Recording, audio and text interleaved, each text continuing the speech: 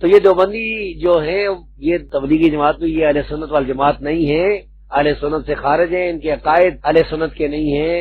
اور اس بارے میں نے ایک مضمون بھی لکھا تھا، اور اس مضمون کی وجہ سے دیوبندیوں نے حضروں میں میرے خلاف درخواست دی تھی تھانے میں، اور پولیس آئی تھی، تھانے دار نے مجھے بلایا تھا۔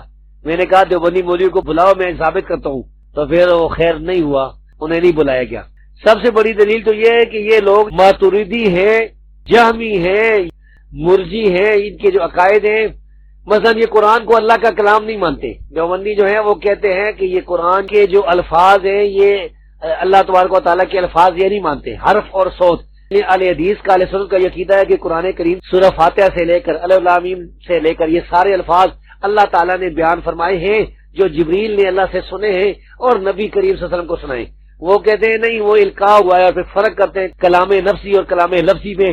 اسی طرح یہ اللہ کو عرش پر نہیں مانتے، اور بھی بہت سی چیزیں جو ہیں وہ اللہ کا ہاتھ، اللہ کے ہاتھ نہیں مانتے، بڑی جو ہیں ان کی باتیں ہیں۔